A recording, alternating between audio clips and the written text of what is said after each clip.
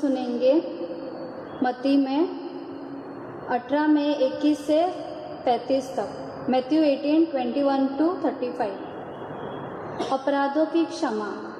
तब पेत्रुस ने पास आकर ईसा से कहा, प्रभु, यदि मेरे भाई मेरे विरुद्ध अपराध करता जाए तो मैं कितनी बार उसे क्षमा करूं?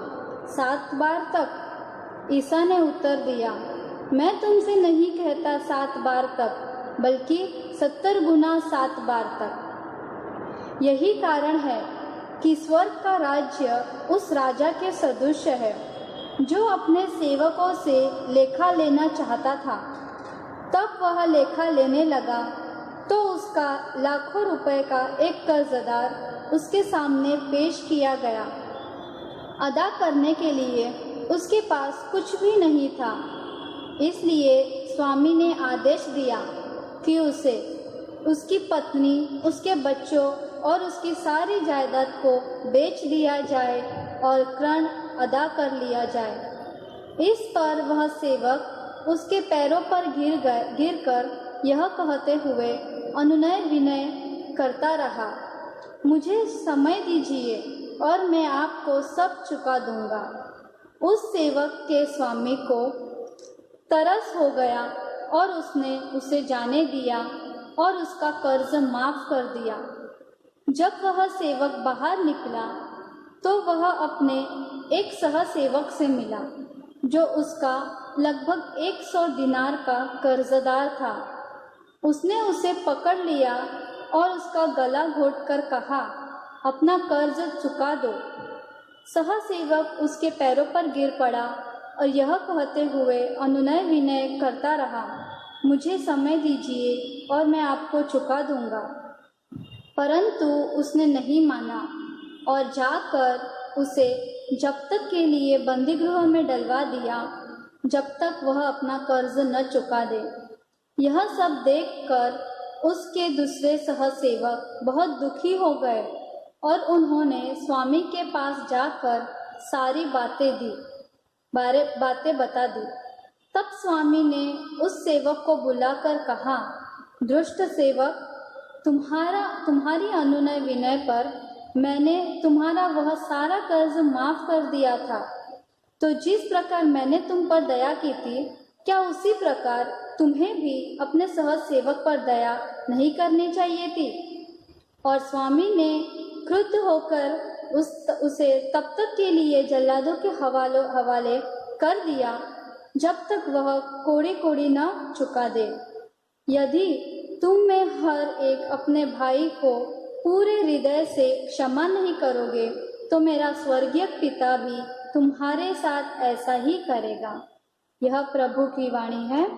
ईश्वर को धन्यवाद। कृष्ण में मेरे प्यारे भाई और बहनों, आज हमने मत्ती ग्रंथ से पाठ लिया है जहाँ पर संत पेत्र आकर ईसा मसीह से कहता है कि मैं कितने बार क्षमा करूं, और ईश्वर बहुत ही सुंदर ढंग से कहता है, तुम जितने बार चाहते हो उतने बार क्षमा कीजिए। जब भी कोई आपके पास आता है तो उसको क्षमा कीजिए। इस प्रकार से परमेश्वर कहते हैं। और एक बहुत ही सुंदर दृष्टांत बताते हैं। आदमी, वो एक रईस आदमी बाहर जाने वाला था, तो अपने सभी जो उसके पैसे चुकाने के थे उन्हें बुलाता है। पहला आदमी को वो क्षमा कर देता है क्योंकि वो पैर पर गिरकर गिड़गिड़ाता है। लेकिन वही आदमी जिसको प्रभु परमेश्वर ने बहुत ही माफ़ किया, वो जाके उसके दूसरे जो उसके साथ में काम करता है उसको पकड़कर, वो जब वो भी गिड़गिड़ाता है तो उसे पकड़कर ले जाता है और बंदीगृह में डाल देता है।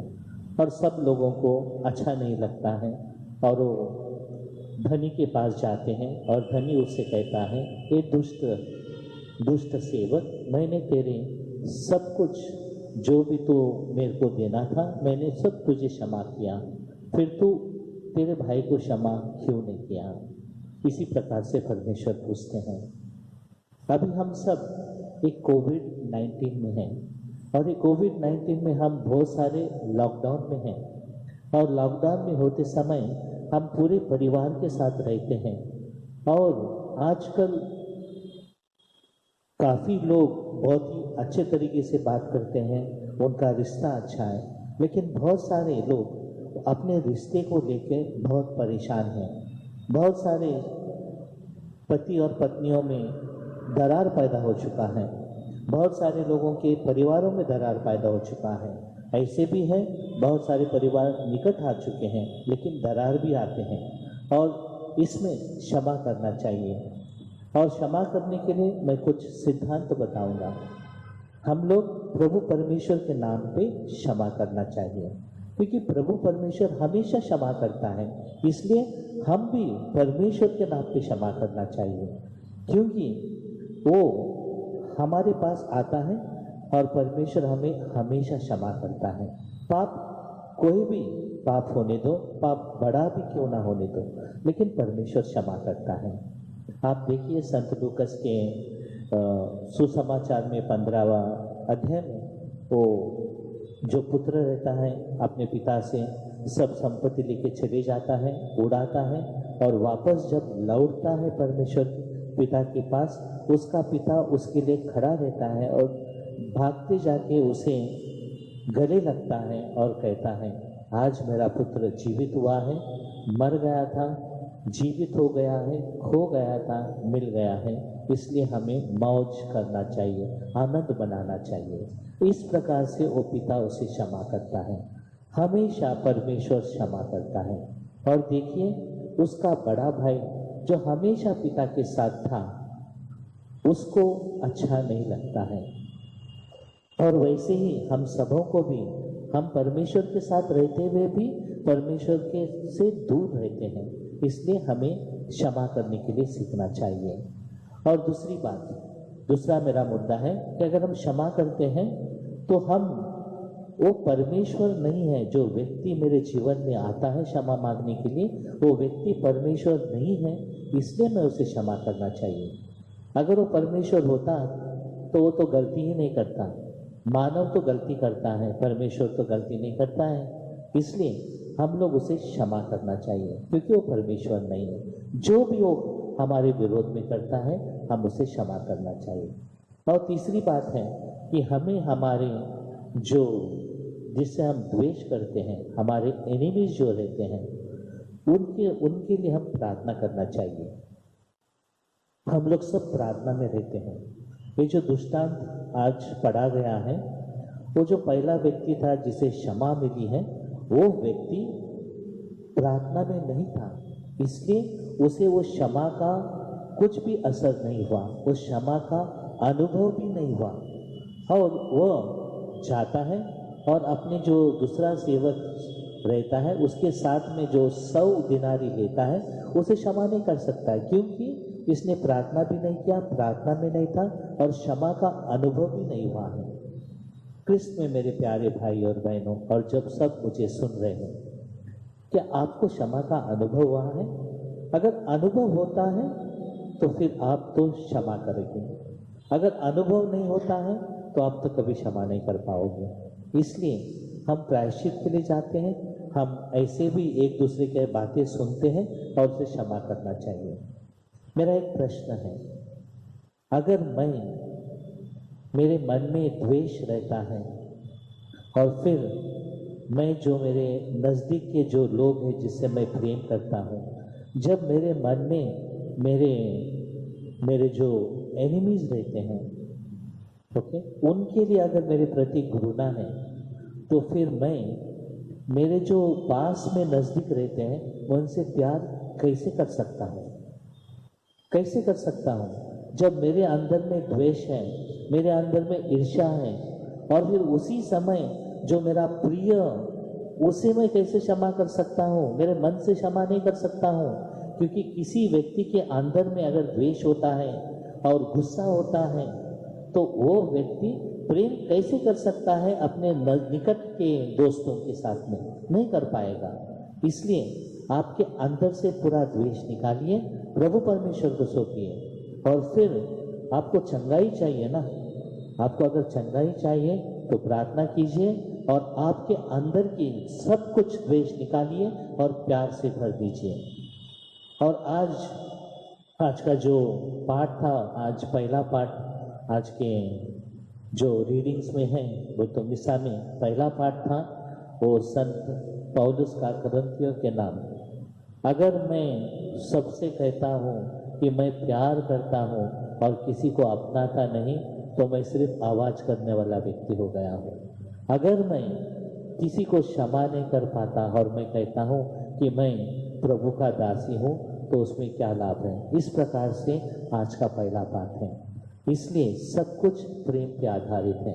प्रेम करना सीखो, मन से प्रेम करना सीखो, तन से प्रेम करना सीखो, और वही आपको आगे ले जाएगा। अगर परमेश्वर पर प्रेम करते हो तो उसका प्रेम से पूरा शरीर भर दो, मन भर दो, आत्मा भर दो, और फिर देखो आप हर एक को क्षमा कर पाओगे। अगर आप में थोड़ा सा भी द्वेष होता है तो आपका क्षमा पूरा नहीं होता है। इसलिए प्यार करना है तो द्वेष को निकालिए। अगर द्वेष करना है तो फिर प्यार मत करो किसी से। लेकिन प्यार जहाँ है, प्रेम जहाँ है, वहाँ कुछ भी द्वेष नहीं है। इसलिए प्रभु परमेश्वर बहुत ही प्रेमल है, करुणामय है, और फिर आसानी से सबों को क्षमा करते हैं, आसानी से सबों को अपनाते हैं। आज के दिन प्रभु परमेश्वर से मांगिए। यहाँ पर प्रभु परमेश्वर उपस्थित है। हम लोग यहाँ पर जो उपस्थित है, मेरे साथ में जो 2-3 भाई बहन हैं, वो हम प्रार्थना करने के लिए आप सबों के साथ में उपस्थित हैं। लेकिन अगर आपका पहला कदम आगे नहीं बढ़ाओगे प्रेम के लिए, प्रेम के खातिर, तो फिर कुछ नहीं होता है। ईश्वर को प्रेम करना सीखो, और फिर अब आप हमारे से क्षमा हम सबको कर पाएंगे। प्रभु परमेश्वर की कृपा और आशीष अब सबों के साथ रहें। जाते जाते एक छोटा सा दृष्टांत बताता हूँ। कई साल पहले मैं हमारे ब्रदर्स लोग के साथ था, तो कुछ औरत लोग आए हमारे घर, हमारे कंपाउंड में बहुत सारा लकड़ी चुराए और भाग रहे थे। वो ब्रदर लोग ने कहाँ से देखा पता नहीं, पकड़े, सब सामने लाए, और फिर उन लोग ने मुझे देखा कि मुझे क्या बोला, आप पास्टर हो ना, आप क्षमा करना चाहिए। तो मैंने कहा ठीक है, मैं पास्टर हूँ, मैं क्षमा करता हूँ, और आप लोग ऐसे ही है ना, तो आप चोरी करिए। तो इस प्रकार से लोगों का सोच है। सिर्फ पास्टर लोग क्षमा नहीं करते हैं, क्योंकि वो प्रोटेस्टेंट थे तो इसलिए उन्होंने वैसे कहा। लेकिन क्षमा करना हम सीखना चाहिए। इसके लिए प्रार्थना कीजिए। अगर प्रार्थना में रहोगे तो ही क्षमा होगा। जहाँ प्रार्थना है वहाँ सब कुछ है, और जहाँ प्रार्थना है वहाँ प्रेम है और ईसा मसीह है। हमारे लिए माता मरियम और ईश्वर हमें यही सिखाते हैं, प्रेम कीजिए। आज पवित्र आत्मा से जो कुछ मांगोगे आपको मिल जाएगा। ये दिन मांगो, क्योंकि कोविड में सब जन बहुत ही टेंशन में है, फ्रस्ट्रेशन में है, बहुत ही गुस्से में है, और फिर कुछ हो नहीं रहा है तो उन्हें कुछ भी होता है, और फिर वो क्षमा नहीं कर पाते हैं, खुद को भी नहीं, परमेश्वर के पास भी क्षमा नहीं मांगते, और औरों से भी नहीं मांगते। इसलिए क्षमा करना सीखो और आनंदित प्रभु परमेश्वर में रहो। प्रभु की कृपा आशीष आपके साथ रहे।